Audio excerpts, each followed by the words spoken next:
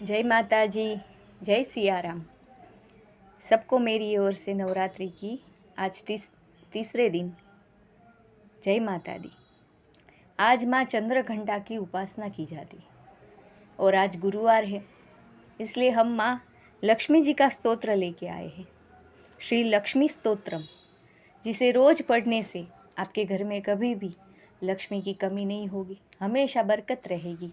माँ महालक्ष्मी की कृपा दृष्टि आपके घर पर हमेशा बनी रहेगी। इसलिए भाव से सुनिएगा और अगर अच्छा लगे तो मेरी चैनल को लाइक, शेयर और सब्सक्राइब जरूर करिएगा। तो आगे बढ़ते हैं। आज सुनते हैं श्री लक्ष्मी स्तोत्रम, जो विष्णु पुराण में लिखा गया है। चलिए, जय महालक्ष्मी। इंद्र ने स्वर्गलोक में जाकर फिर से देव राज्य पर अधिकार पाया और राज सिंहासन पर आरूढ़ हो पद्महस्ता श्री लक्ष्मी जी की इस प्रकार स्तुति की।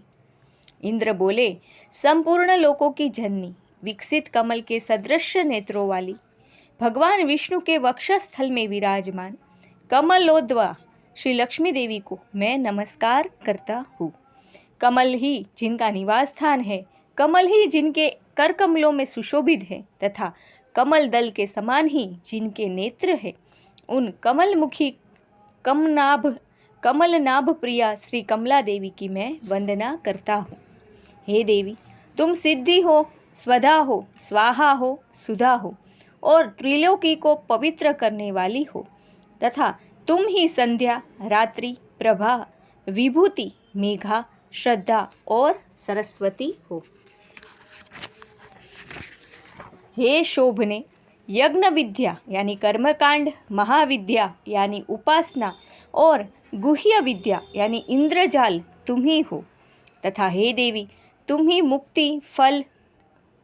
मुक्ति फलदायिनी आत्मविद्या हो।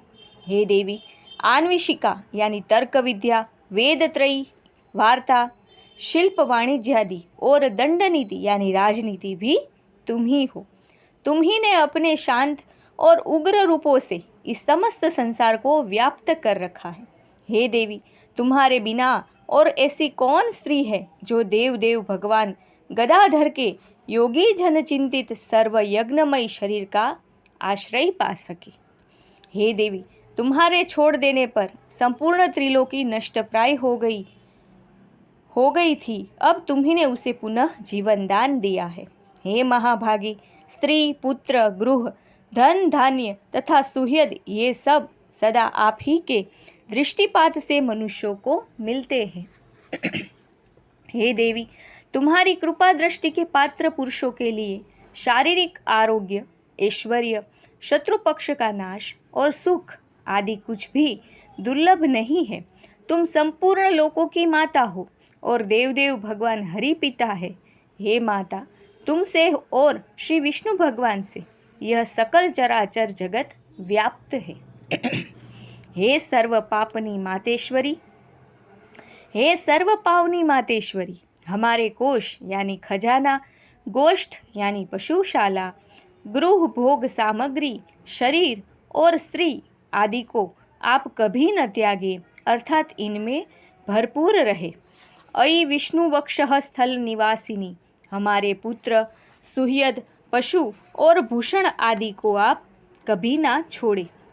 हे अमले, जिन मनुष्यों को तुम छोड़ देती हो, उन्हें सत्व यानी मानसिक बल, सत्य, शौच और शील आदि गुण भी शीघ्र ही त्याग देते हैं।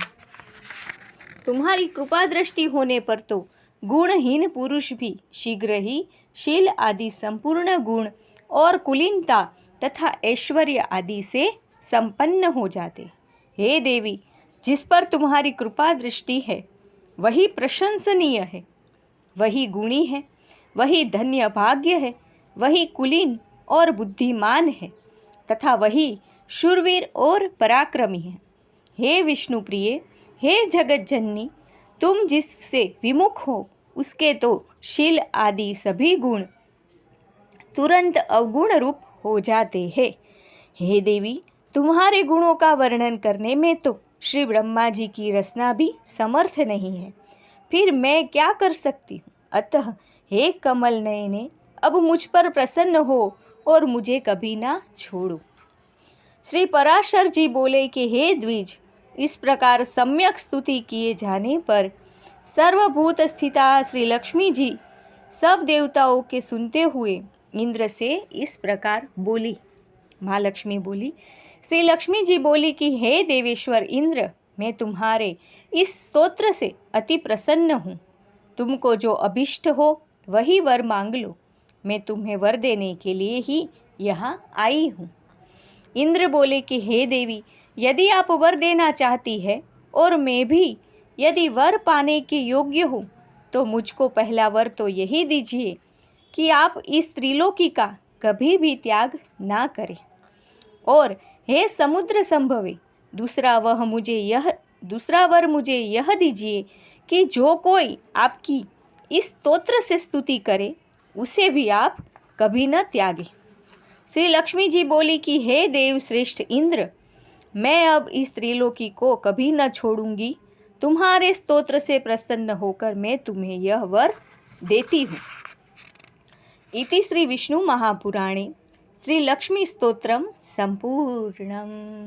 बोलिए श्री महालक्ष्मी मात की जय। लक्ष्मी नारायण भगवान की जय। अपने अपने कुलदेवी माता की जय।